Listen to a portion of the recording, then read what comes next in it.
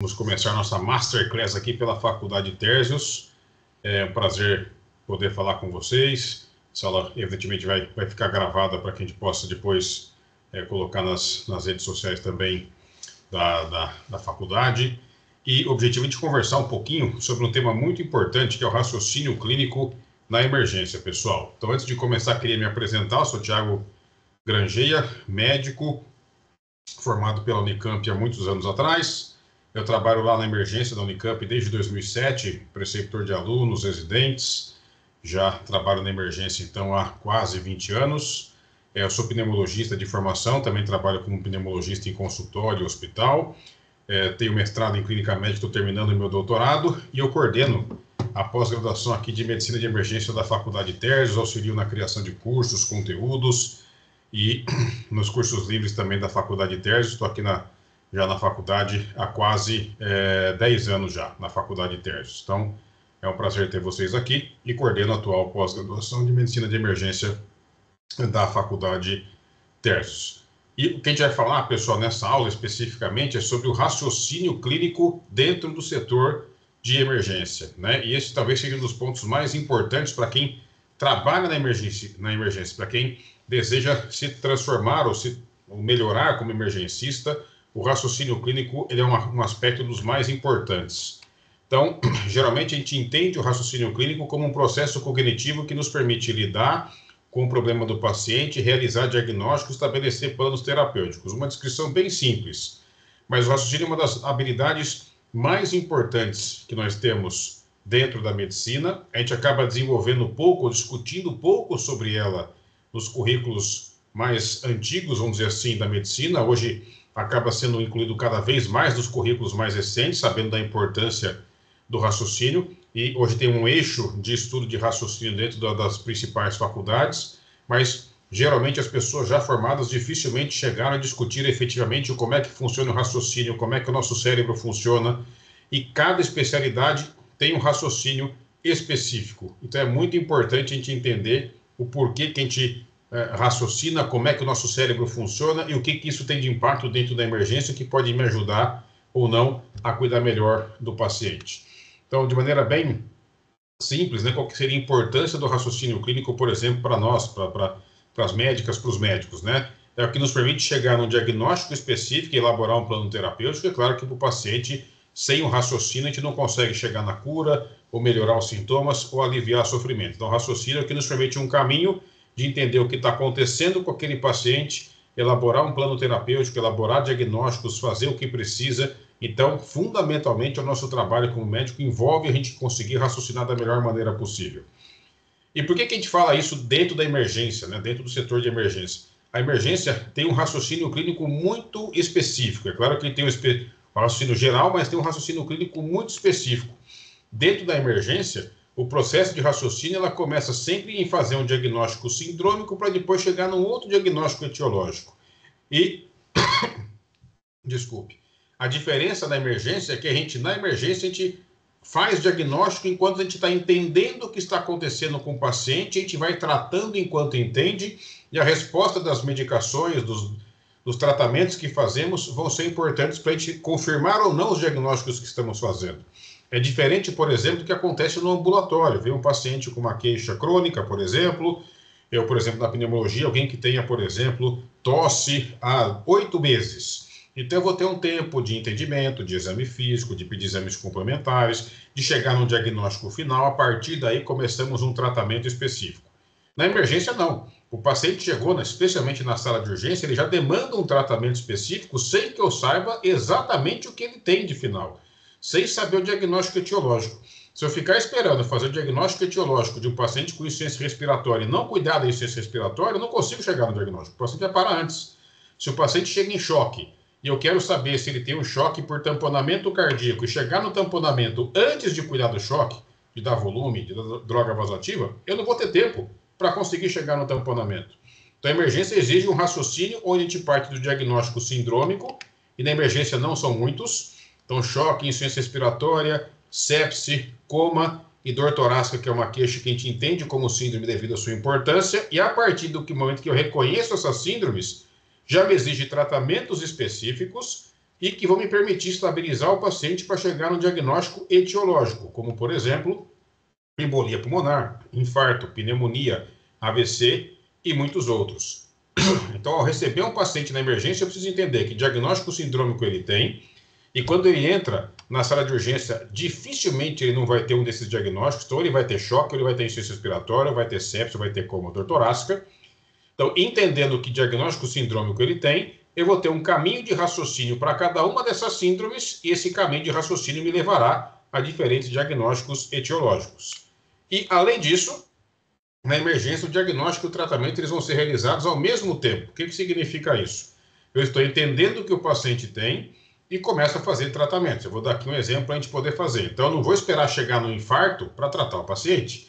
Eu não vou esperar chegar na pneumonia para começar algum tratamento. Eu preciso fazer isso de imediato ao reconhecer síndrome. Eu reconheço uma síndrome, o diagnóstico já tem um tratamento a ser feito. Por exemplo, então, isso a gente vai fazer em minutos. Cheguei lá, o paciente tem falta de ar, dificuldade para falar, eu sei que ele tem insuficiência respiratória. Ao saber que ele tem insuficiência respiratória, eu sei que ele tem tratamentos específicos. Eu tenho que dar oxigênio, eu tenho que levantar decúbito, eu tenho que avaliar se ele precisa de intubação imediata, se ele tem um diagnóstico rapidamente reversível, como broncoespasmo, insuficiência cardíaca aguda hipertensiva, que eu posso fazer tratamentos imediatos para retirar o paciente da insuficiência respiratória, mas eu preciso de imediato já entender se esse paciente precisa de catéter, de máscara de oxigênio, se ele tem indicação de intubação imediata, mesmo sem saber o diagnóstico. Então, chegou a insuficiência respiratória, tem respiração paradoxal, tem alteração de consciência, ele precisa ser intubado, mesmo que eu não saiba o que está acontecendo com ele. Então, já tem condutas imediatas. Depois eu comecei o oxigênio, o paciente não precisa ser intubado, mas tem tosse, febre, catarro, crepitação. Aí eu começo a pensar, se o paciente tem insuficiência respiratória e tem um quadro infeccioso, ele tem uma disfunção orgânica associada à infecção. Então, o paciente com sepse, provavelmente por pneumonia. Eu já preciso ligar o bando de primeira hora da sepse. Então, volume, droga vasoativa, lactato, antibiótico terapia, dosagem de hemoculturas, para depois fazer outros diagnósticos, e aí sim eu vou conseguindo refinar meu diagnóstico para entender que ele teria uma pneumonia bacteriana por Streptococcus, bilobar, associada com derrame pleural, mas esse é o diagnóstico final. Mas eu já identifiquei insuficiência respiratória e tratei. Reconheci sepse, uma outra síndrome e tratei, para depois chegar na pneumonia. Eu não vou esperar o paciente fazer o raio-x de tórax para identificar que ele tem a pneumonia e começar a dar antibiótico. Ou seja, a emergência me exige um raciocínio muito rápido. E uma das grandes pontos que eu tenho dentro do setor de emergência é os reconhecimentos das síndromes, geralmente eles são feitos de maneira muito rápida. Quem trabalha na emergência vai reconhecer a síndrome olhando o paciente e olhando o monitor cardíaco. Então, a análise do paciente em inspeção e a análise do monitor cardíaco já te dá informações suficientes para você fazer diagnósticos sindrômicos. Um exemplo, insuficiência respiratória, você olha o paciente e você vê esforço respiratório, retração de fúrcula, retração de intercostais, batimento de asa nasal, taquipneia. Olha o monitor, taquicardia, taquipneia e hipoxemia. Diagnóstico de insuficiência respiratória, não precisa ter gasometria, tomografia de tórax, o diagnóstico está feito. O paciente está sonolento, olhei monitor, PA 8x4, taquicárdico, hipoxemia, choque. O paciente tem toxemia, está meio sonolento. Aí você olha o monitor, tem taquicardia, taquipneia, hipotensão, febre. Será que é sepse? Então, você inspecionar o paciente, você olhar o monitor, já te dá padrões diagnósticos onde você consegue fazer diagnóstico sindrômico, o que vai te ajudar a fazer o tratamento. E, ao mesmo tempo, o seu cérebro tem que estar aberto para poder analisar vários contextos para saber se o seu diagnóstico inicial imediato, que é esse de inspeção, está correto ou não. Por exemplo, no caso de uma sepse, o paciente tem lá taquicardia, taquipneia, febre, hipotensão. E aí você chega no paciente, você vê midríase, por exemplo, caramba, midríase não faz parte geralmente do paciente com sepse. Então você tem uma informação que fala contra a sepse, que foi seu raciocínio inicial. E, obviamente, se o paciente tem múltiplas alterações de sinais vitais com alteração pupilar, você passa a ponderar também intoxicações exógenas, toxíndromes, que pode ser, por exemplo, anticolinérgica por tricíclico, ela pode dar taquicardia, taquipneia, pode dar febre, e a pressão pode ser até baixa, porque o tricíclico tem toxicidade cardíaca. Então você passa a ponderar um outro diagnóstico porque você procurou as pupilas e viu midríase. Então, nesse contexto específico, o diagnóstico sindrômico, na maioria das vezes, ele é por inspeção. Você olha e seu cérebro te dá um padrão. Eu fui várias vezes, um paciente, você olha de longe e você começa a saber que aquele paciente tem insuficiência respiratória. Você olha um paciente deitado e olha o monitor, você percebe a sepse. Um paciente deitado, hipotenso, taquicardia, você reconhece o choque. Isso é o reconhecimento de um padrão. E esse raciocínio imediato, por padrões, é fundamental. Então, quanto mais pacientes eu ver com as síndromes, mais diagnósticos rápidos eu vou fazer e, obviamente, eu vou estar aberto para ter as demais informações para saber se aquela minha informação está correta ou não. E já na porta, eu estou preocupado, por exemplo, de partir no paciente que está no pronto atendimento da queixa principal. Aí cada uma dessas aqui, pessoal, dor torácica, cefaleia, dispneia, dor abdominal, dor de garganta, tosse, febre, dor na perna, lombalgia, síncope, vertigem, cada uma dessas queixas principais possui um raciocínio específico para tentar identificar no pronto atendimento situações de gravidade, por exemplo. Então, eu vou tentar identificar isso. Por exemplo, na tosse, eu estou tentando procurar causas graves. Então, se o paciente tem uma tosse, a principal causa de tosse são síndromes, são doenças das vias aéreas superiores, resfriado, gripe, sinusite, que na maioria das vezes são doenças não graves. Então, se o paciente tem uma tosse com sintoma de via aérea superior, mais provavelmente ele tem uma causa não grave de tosse. Se ele não tem sintomas sistêmicos mais intensos, também uma causa não grave, geralmente ele vai ser tratado em casa. Agora, se ele chega com uma tosse intensa, sem sintoma de via aérea superior, já vai aumentando o risco dele ter pneumonia, embolia pulmonar, asma, DPOC e outras doenças que pode chegar com insuficiência ventricular esquerda, e eu estou ficando cada vez mais preocupado. Se ele chega com tosse, sintomas sistêmicos muito intensos, também estou preocupado. Então, cada uma dessas queixas tem um caminho diagnóstico para eu conseguir raciocinar e chegar nos quadros clínicos. Então, na porta, eu parto da síndrome, da queixa principal do paciente. Na emergência, eu parto da síndrome. E a partir daí, eu construo um raciocínio clínico para conseguir chegar na etiologia.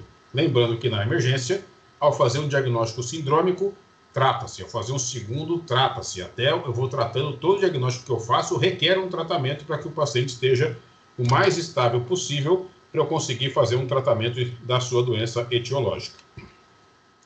E aí, pessoal, tem alguns tipos de raciocínio clínico na emergência. Esse que nós falamos aqui, reconhecimento de padrão, é aquele que acontece de maneira imediata, ele é visual e já te permite tomar decisões. Aqui, por exemplo, é um paciente que chegou com dor torácica, com essa mão nessa posição, chama sinal de Levine, e indica uma grande chance do paciente ter um infarto agudo do miocárdio. Então, geralmente, os pacientes com infarto chegam com uma dor nessa posição. Se eu vejo um paciente com desconforto respiratório, taquicardia, taquipneia, hipoxemia, eu estou pensando em insuficiência respiratória de imediato. E meu cérebro te dá essa informação de imediato. Ele não vai pensar, ele não vai ficar ponderando, ele vai te dar informação, insuficiência respiratória. O que vai fazer você tomar decisões imediatas. Então, padrão significa que você viu, estudou muitas vezes uma determinada situação e ao você ver aquilo, o cérebro de imediato vai te dar um diagnóstico ou uma ação específica que você precisa tomar. Então, esse é o reconhecimento de padrão. E esse talvez seja o tipo de raciocínio que a gente menos treina na faculdade. Que a gente vai treinar muito à medida que a gente se forma, que está cuidando dos pacientes efetivamente, porque a gente vai acabar vendo muitos pacientes com as mesmas apresentações e aquele padrão, ao se repetir, ajuda o seu cérebro a fazer diagnósticos imediatos. Tem o segundo raciocínio, que é o hipotético dedutivo, que esse talvez seja o que a gente mais utiliza no dia a dia e o que a gente menos usa na emergência de imediato. Então, o paciente faz uma história, você faz em pós-diagnóstico, o exame físico, ele vai te ajudar a tentar testar a sua hipótese diagnóstica, aí você pede exame complementar para ver se você está correto, aí você vê evolução clínica, faz diagnóstico e começa a tratar. Por exemplo, o paciente chegou em dor em aperto, que irradia pelo braço, será que é infarto? Aí você procura no exame físico, tem crepitação na base, tem um sopro mitral, será que é infarto? Você faz o eletrocardiograma, tem um supra de V1, V4, realmente parece infarto. Aí você começa a tratar. Ou na emergência seria uma situação mais rápida que a gente pudesse fazer diagnóstico. Mas se o paciente já chega com dor aperto para o braço, colocando a mão no peito, o diagnóstico de síndrome coronária aguda, já é muito feito. Não preciso ter outros achados para fazer diagnóstico. O exame físico vai me avaliar a gravidade, o eletro vai classificar se é com supra ou sem supra, vai me ajudar na tomada de decisões, mas o diagnóstico está feito ali desde o começo, tá bom? Exclusão do pior cenário é quando você tem exclusão de causas graves, Ele limita as hipóteses diagnósticas, mas te ajuda a pensar nas causas graves. A gente usa muito a exclusão do pior cenário para dor torácica. Então, se o paciente vem com dor torácica, a gente quer saber se o paciente tem as 5 causas mais graves de dor torácica. Por exemplo, síndrome coronária, síndrome aórtica aguda, embolia pulmonar, pneumotórax e rotura de esôfago. Essas são as 5 causas graves. Então, a dor torácica a gente usa de início, exclusão do pior cenário, ou seja, se o paciente tem ou não essas 5 causas graves. Não tem, aí eu começo a procurar as demais. Tem um outro método, pessoal, chamado método do algoritmo, que aí, por exemplo, nós vamos ter o ACLS. Então, o paciente que tem que ser tratado, então o paciente chega lá com um ataque à arritmia. Aí o ACLS a gente entende se ele é estável ou instável. Se ele for instável e o complexo QRS for largo, precisa de cardioversão elétrica. Se o complexo QRS for estreito, geralmente é cardioversão, mas se for monomórfico, eu posso tentar usar adenosina. Se num ataque à arritmia o paciente está estável, aí a diferenciação é se o ritmo é regular ou irregular. Se for regular, pelo ACLS faz-se adenosina e faz-se a manobra vagal, e se não melhorar, eu faço adenosina. Se for um ritmo irregular, eu vou partir para outras medicações. Então é algoritmo, eu vou seguindo um caminho, isso obviamente pode limitar as hipóteses do seu caminho, mas geralmente serve para uma situação onde eu tenho uma série de etapas a serem cumpridas e ter uma base, um fundamento, depois, como no ACLS, que depois eu vou acrescentando as informações para, obviamente, o emergencista ir muito além do que o ACLS, que é o mais básico possível, te fornece. E tem o método da exaustão, que raramente a gente usa na emergência. Então, você tem todos os dados possíveis. Então, o paciente tem história, exame físico, exame, você senta, faz 800 hipóteses diagnósticas, aí você vai excluindo com base nas informações até chegar no diagnóstico possível. Isso é muito feito em enfermaria de clínica médica, muitas vezes em ambulatório, em diagnósticos mais complexos, onde você vai excluindo hipóteses ou vai fazendo hipóteses conforme todas as informações do paciente vão chegando para você fazer as conclusões. Então, esses são os principais métodos diagnósticos. A gente usa mais na prática o reconhecimento de padrão, o hipotético dedutivo, exclusão do pior cenário e o algoritmo para essas situações que eu preciso ter uma série de etapas que eu vou fazer na sequência. E da onde que vem, pessoal, esses tipos de raciocínio na emergência?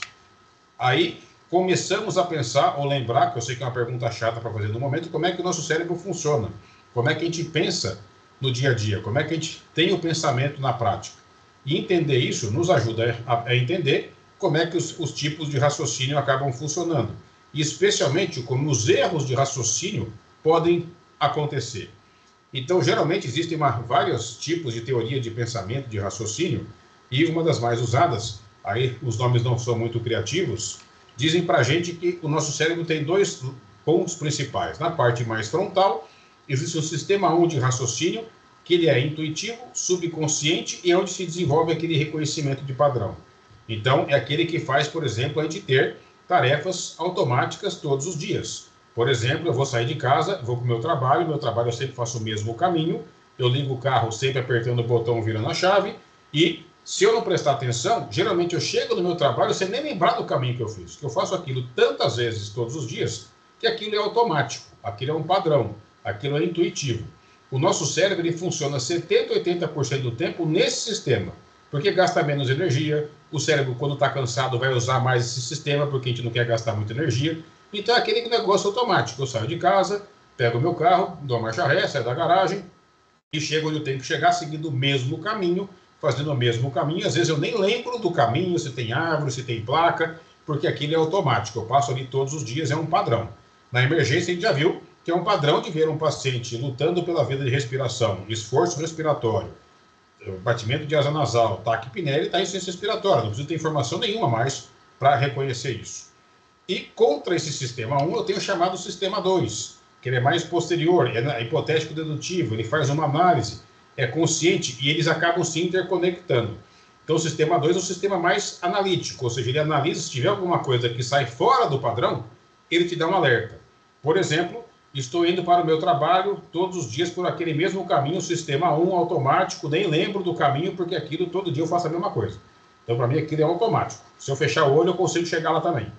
Só que, de repente, pode ter uma ambulância que vem atrás de você com a sirene ligada. Caramba, aquilo saiu do meu padrão, tem uma ambulância agora aqui. Aí eu tenho que começar a prestar atenção na rua, se tem um buraco, se tem uma placa que eu vou ter que deixar espaço para a ambulância, eu vou ter que virar para cá, esse buraco aqui eu nem lembrava que tinha. Aí você começa a prestar atenção no sistema, saiu do seu padrão normal. Opa, eu tenho que testar tudo para tentar entender se esse caminho eu vou continuar seguindo, eu tenho que sair do lugar. E na emergência é a mesma coisa.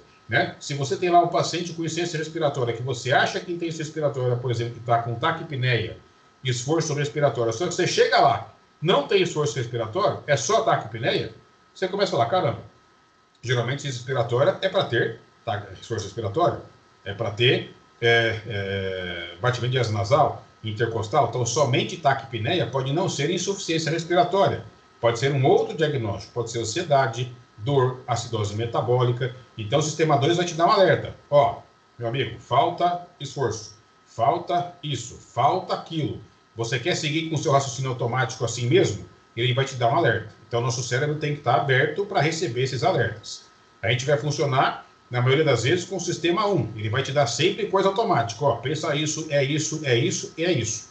E o sistema 2 vai estar testando aquilo. Então o sistema 1, ele sente o negócio e você vai seguir naquela sensação, pô, acho que é nesse negócio aí.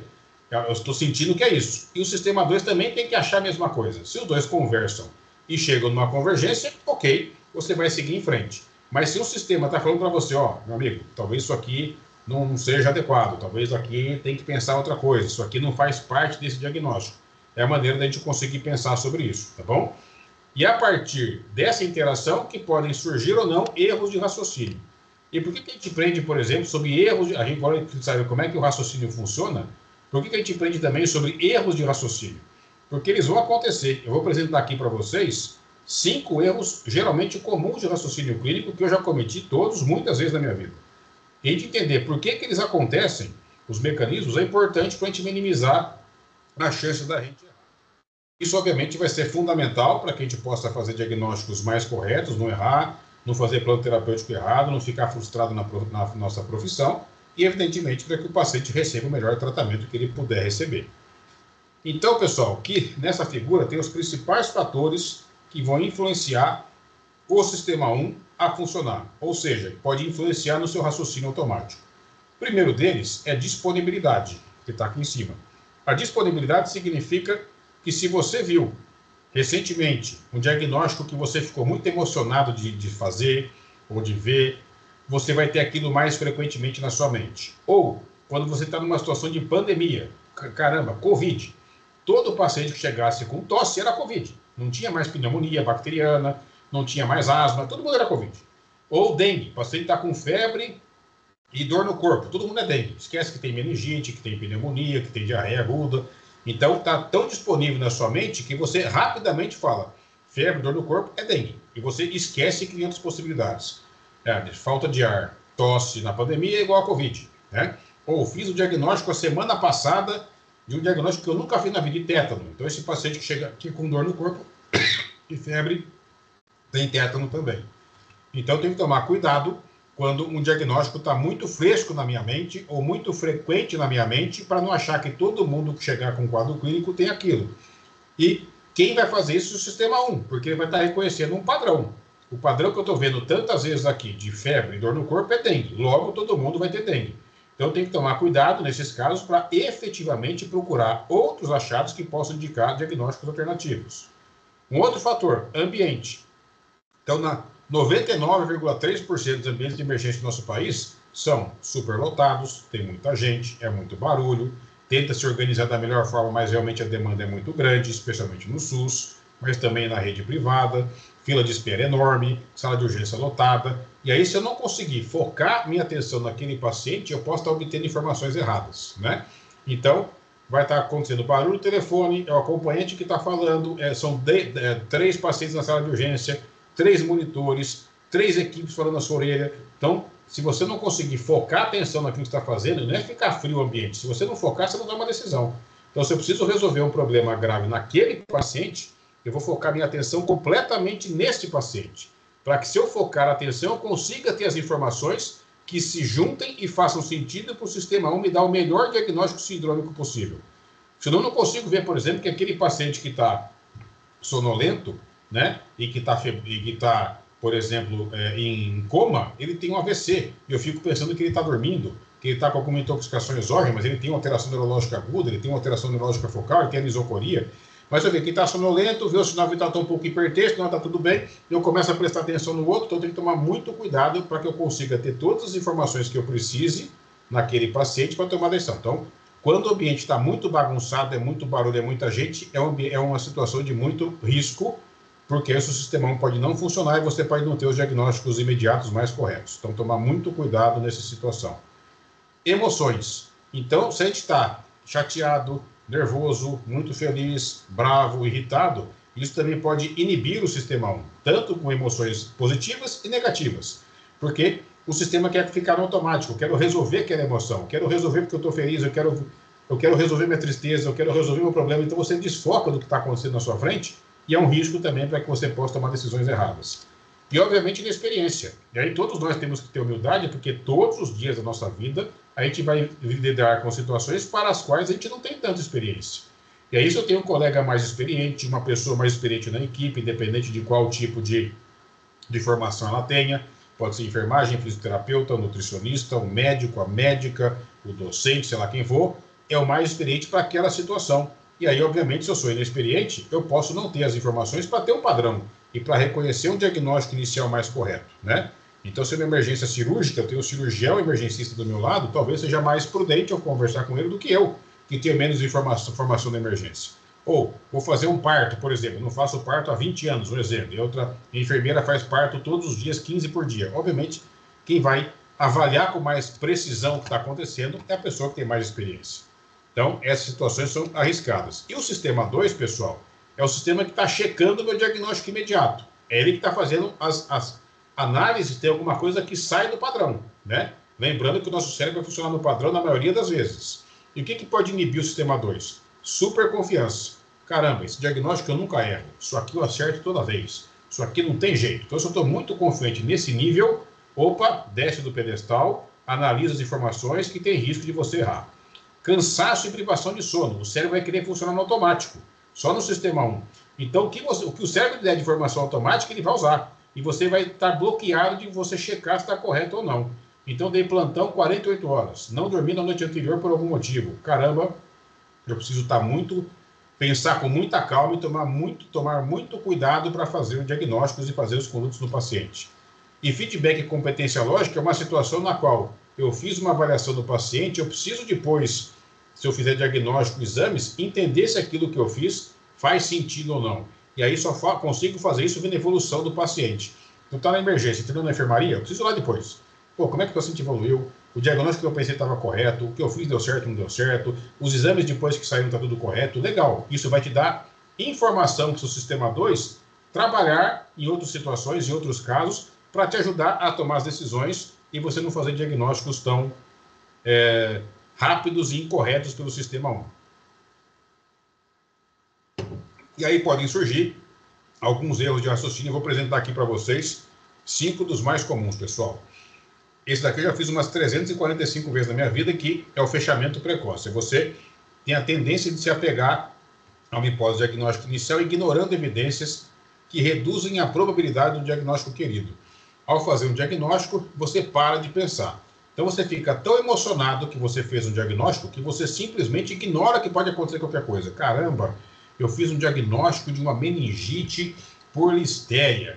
Pô, isso aqui é sensacional, então isso aqui só pode ser isso, eu acho que é isso e acabou. E você deixa de se preocupar que é uma pessoa de 20 anos que não tem um fator de risco, então tem que tomar bastante cuidado. Então, você faz um diagnóstico, se emociona tão grande que você se apega àquilo e você inibe qualquer coisa que possa contraindicar, ou você deixa de procurar coisas que possam refutar a sua hipótese diagnóstica. Por exemplo, chegou lá uma mulher de 32 anos em coma. Ela usava diazepam e amitriptilina. Foi encontrada uma cartela de diazepam vazia ao lado do paciente. Só que ela estava taquicárdico, que é esquisito para diazepam, e sem déficit focal. Mas foi feita hipótese de intoxicação por benzodiazepínico. Foi dado flumazenil e foi pensado apenas a intoxicação por benzodiazepínico. Caramba, o paciente estava lá, estava desmaiada e tinha uma cartela de diazepam, então é isso, então fechou, acabou. Só que aí não se preocupou, nesse caso aqui, por exemplo, isso aqui é um caso real, de não fez exame neurológico, não procurou midríase, não foi feito ECG. Na verdade, esse caso aqui tinha uma intoxicação por tricíclico.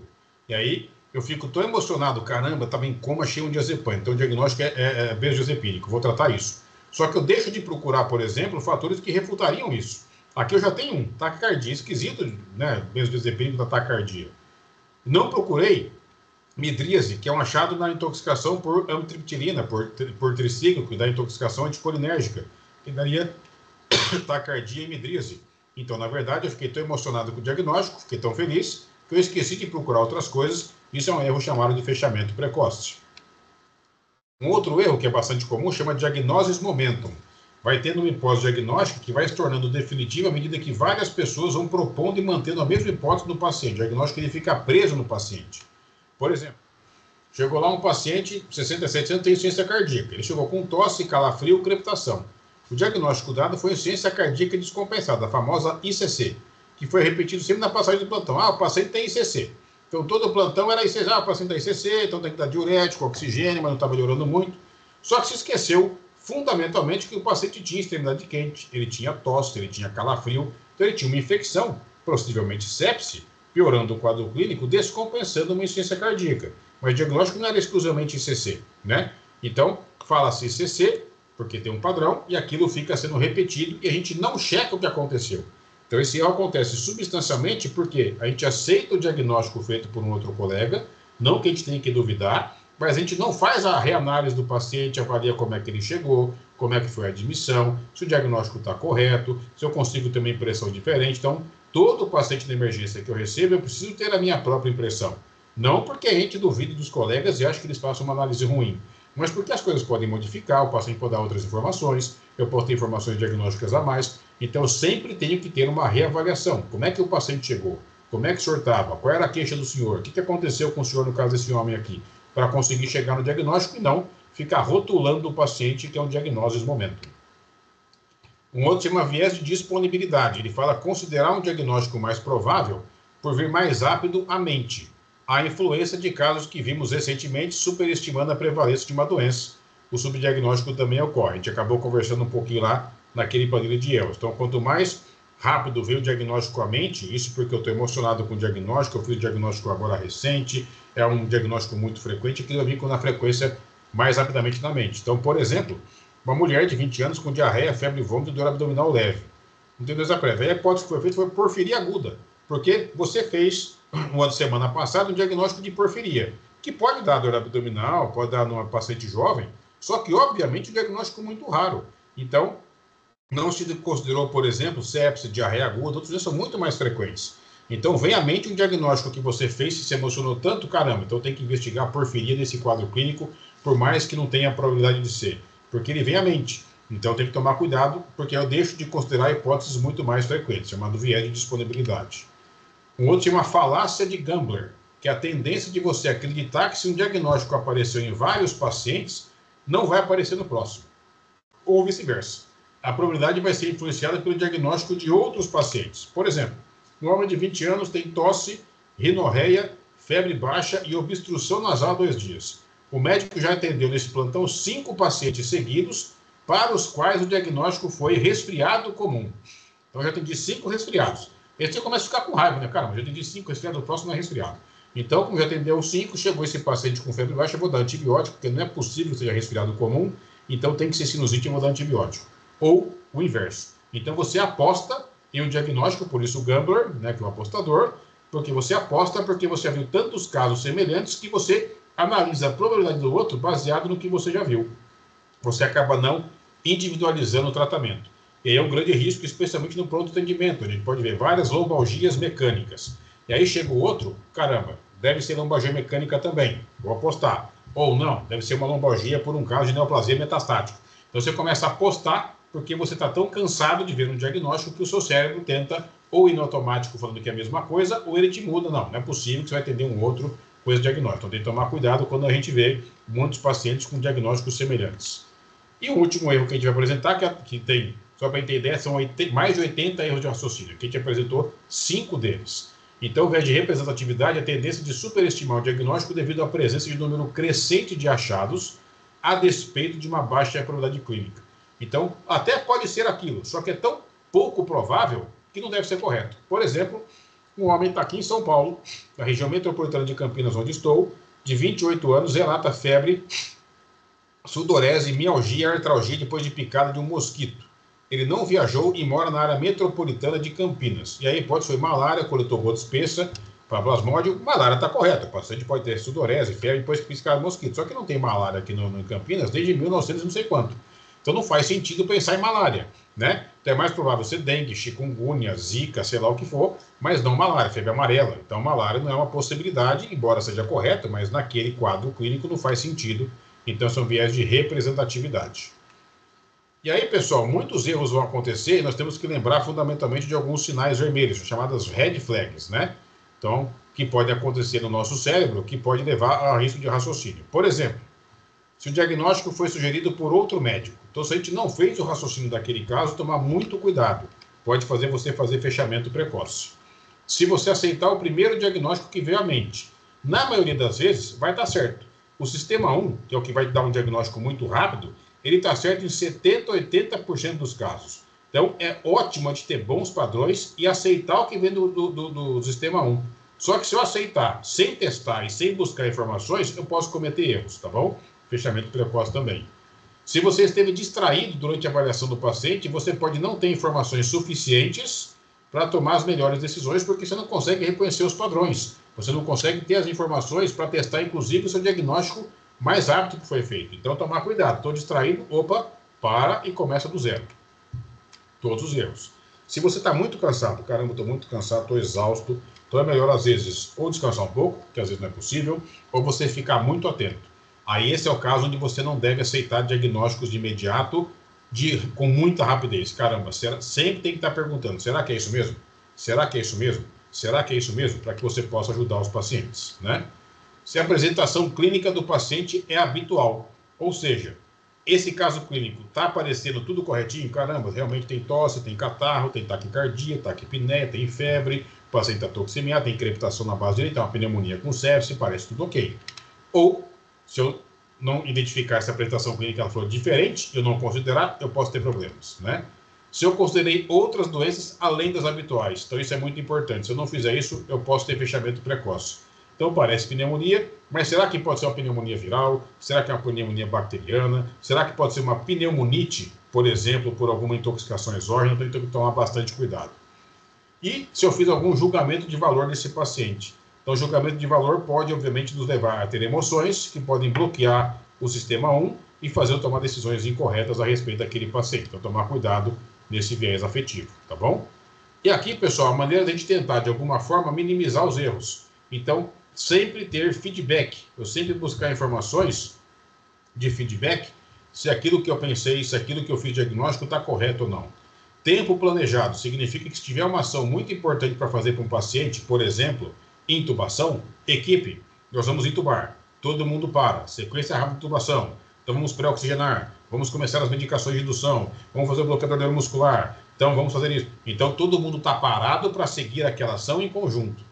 Exposição a casos, quanto mais casos eu conseguir identificar, cuidar, ver, estudar, mais vai ter padrões adequados na minha mente, mais vão ser corretos e mais eu vou conseguir ajudar o paciente com mais rapidez. Decisão em grupo, lembrar que na emergência, embora tenha 7.000 pessoas por dia na emergência, muitas vezes eu me sinto sozinho. Então, se eu não souber alguma coisa, tiver com problema, lembre que tem um grupo importante. Refletir, ter consciência plena que os erros vão acontecer. Tomar sempre cuidado com as condições do ambiente, deixar o ambiente o melhor possível para que a gente consiga cuidar melhor dos pacientes. Isso tem influência direta no nosso raciocínio.